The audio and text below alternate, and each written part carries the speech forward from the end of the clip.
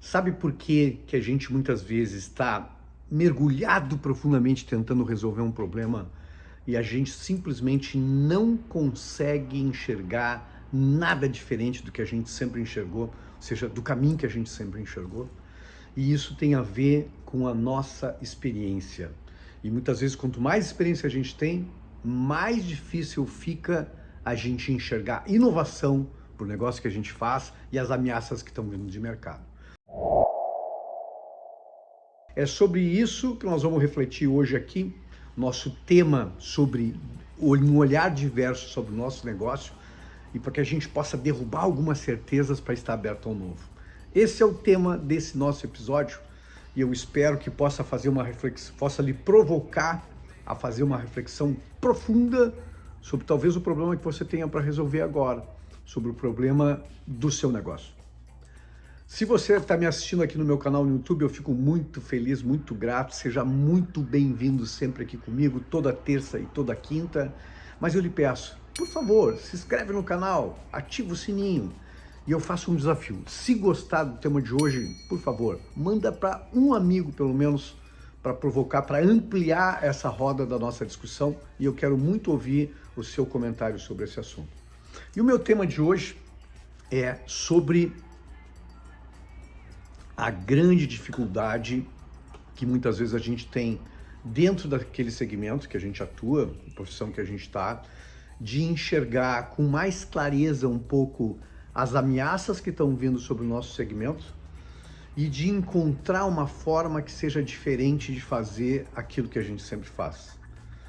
E para lhe provocar aqui, eu gosto muito de uma frase de uma professora de Harvard chamada Young-Mi Moon, que escreveu um livro chamado Diferente, um livro muito interessante, que eu cito nos meus livros, e que ela diz o seguinte, ó: depois que a gente conhece demais uma coisa, a gente passa a desconhecê-la de fato.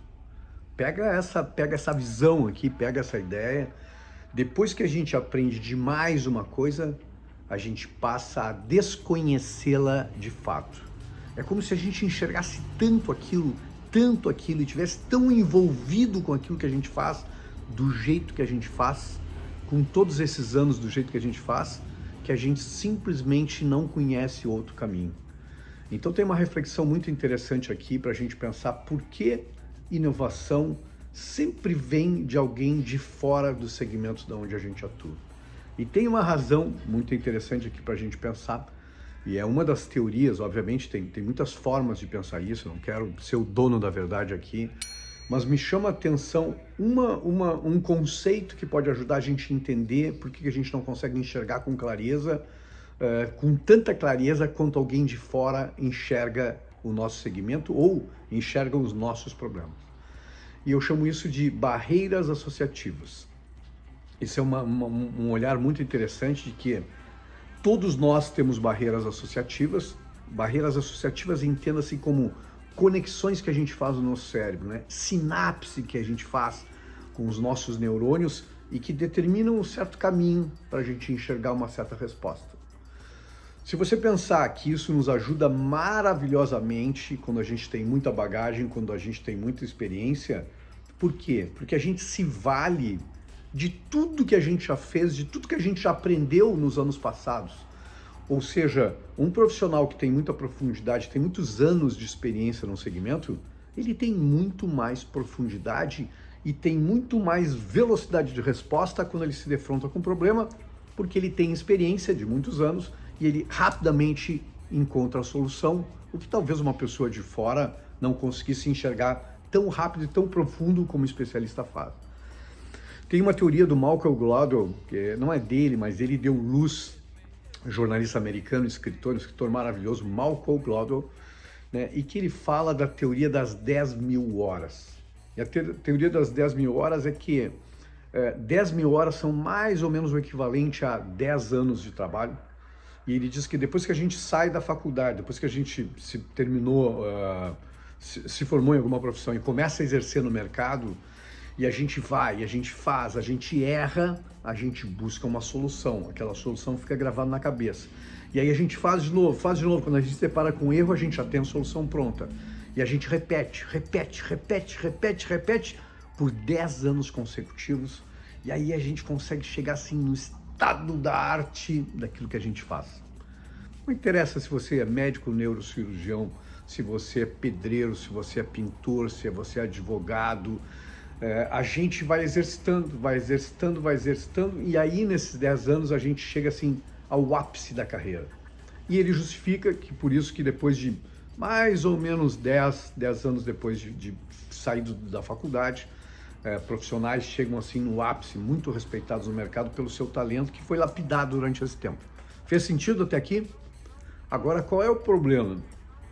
Depois dessas 10.000 horas, depois de muito tempo fazendo aquilo, e às vezes a gente está 15 anos, 20 anos, 30 anos, 40 anos, como eu estou num segmento, a gente tende a levar sempre o nosso cérebro para o mesmo caminho. E aí entram as barreiras associativas. Quanto mais a gente conhece um segmento, quanto mais profundidade a gente tem naquele segmento que a gente atua, naquela profissão, mais alta se forma uma barreira associativa. Imagine visualmente isso, como metaforicamente, uma grande barreira, onde o meu cérebro sempre pensa no mesmo sentido em tudo que eu aprendi nesses 10 anos, pensando na teoria das 10.000 horas.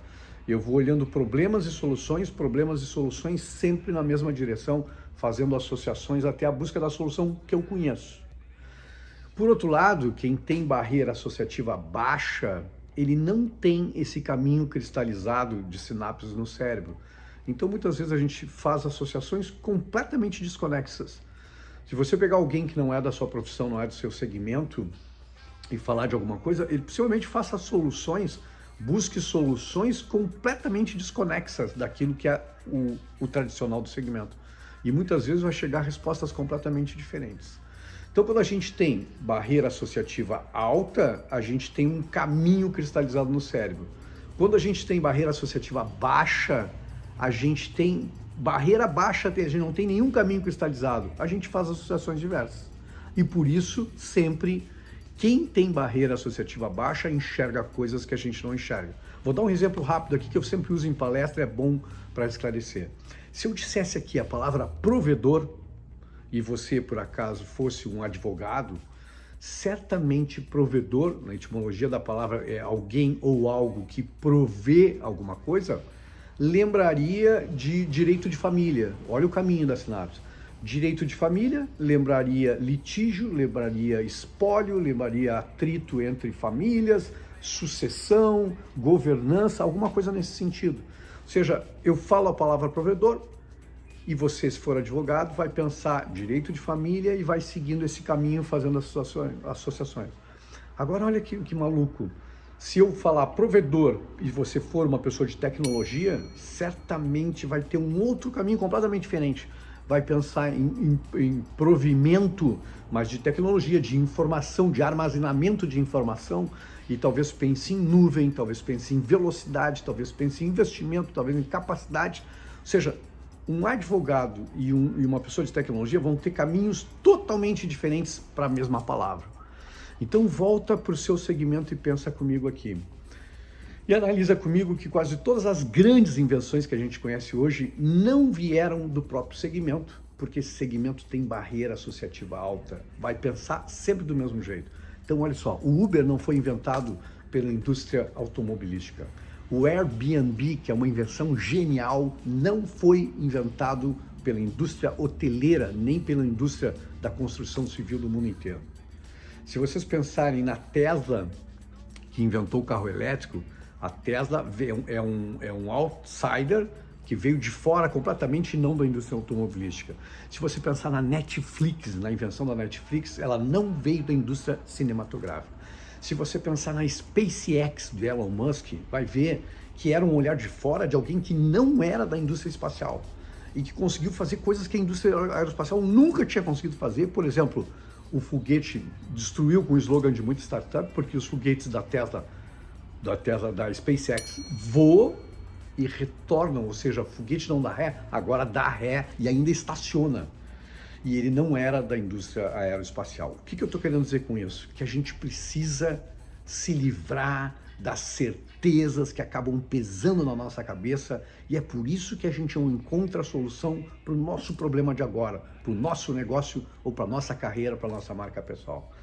E uma pessoa que vem de fora, às vezes está enxergando aquilo que é óbvio nas nossas vidas e que a gente só não enxerga porque a gente tem uma barreira associativa tão alta e a gente está tão impregnado de certezas daquilo que a gente não enxerga o que está batendo na nossa cara, na nossa frente, como oportunidade ou como ameaça. Então só tem um jeito, a gente está esvaziar a nossa mochila das certezas, esvaziar o peso que a gente tem das certezas, criar dúvidas, ter dúvidas, questionar o que está acontecendo à nossa volta e dar uma oportunidade para a gente escutar pessoas de segmentos completamente diversos, porque é fora do segmento da gente que a gente vai ter as respostas que a gente precisa nesse momento.